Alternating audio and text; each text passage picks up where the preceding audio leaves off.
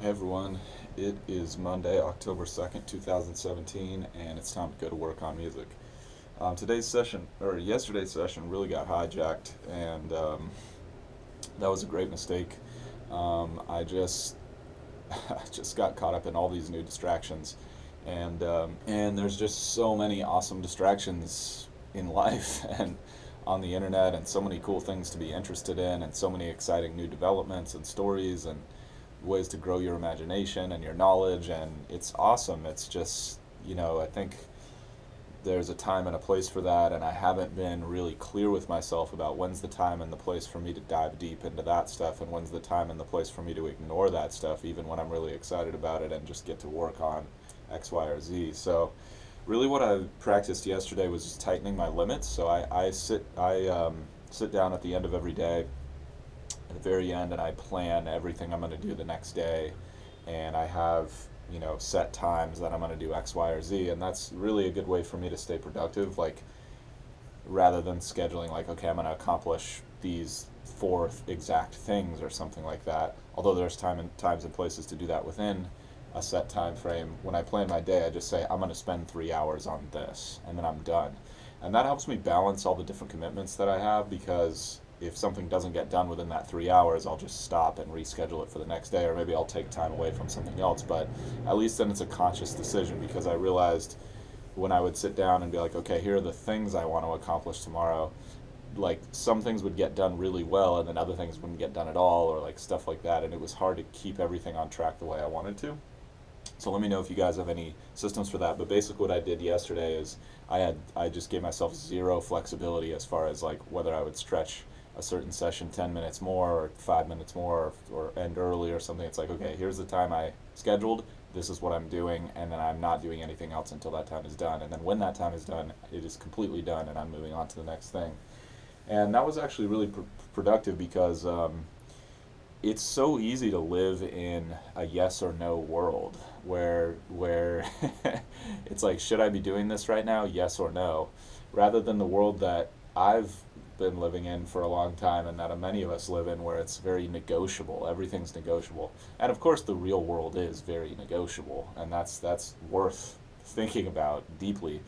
But as far as your own limits you set for yourself, I have actually found it's a lot easier to just not negotiate, because the more I negotiate, the more I've realized that I just want to keep on doing whatever I'm currently doing.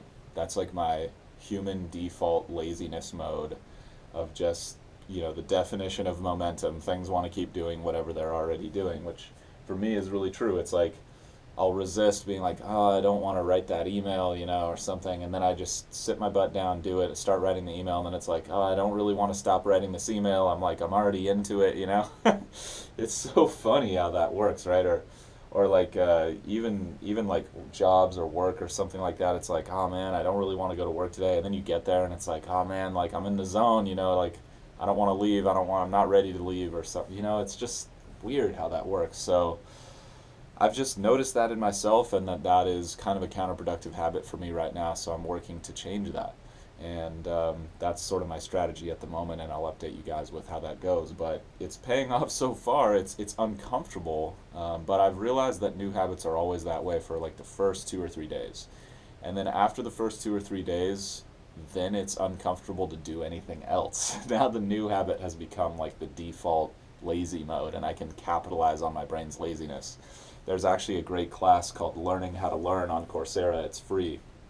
I'd strongly recommend doing it if you haven't, because it's not that long, and they talk about how to capitalize on your brain's natural laziness, because your brain just wants to do whatever it's been doing.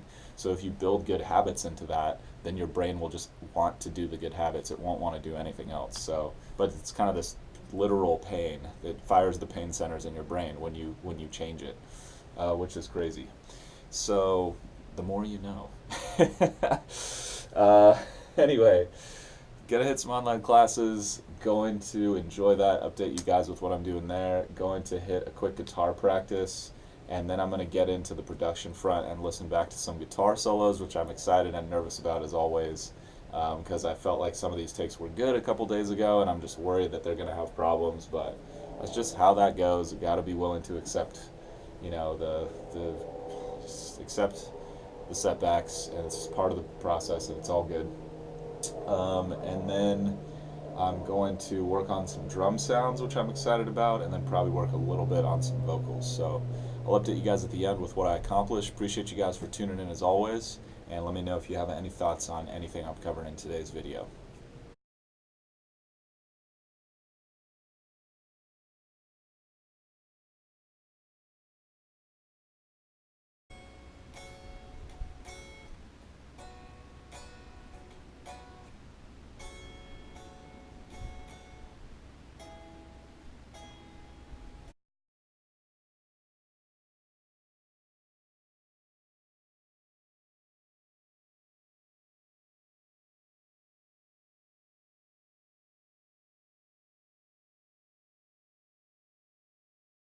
Session overall. Um, did a really good job sticking to my plan. I mean, that was really the big goal today, was just refine my process as far as time management goes, and definitely made some big strides there. I feel that I might have spread myself a little too thin, maybe tried to tackle one too many things, and so I didn't go super deep on any one thing. So that's, of course, always a trade-off. But I think if I had my choice, I would probably do fewer things a little deeper in the future. But, good learning experience. So, got on the online class front, just got more YouTube strategy around uploading. Um, Again, I don't want to share too much from that class because I don't want to infringe on anyone's rights. And this person put a lot of energy into this class. I don't want to just like say every single tip from the class on my channel. I think that's kind of messed up in a way. But the class is called The Online Musician.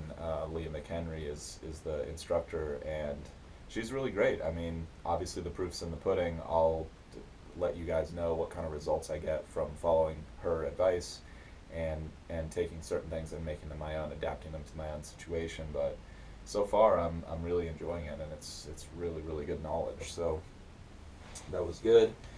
Got into a quick guitar practice. I mostly just focused on improvising a little bit with some chords, and then working through my songwriting workshop harmony book, just working on a couple minor chord power progressions, just kind of feeling them out and forming an opinion on them and playing around with them, enjoying them, getting them in the system.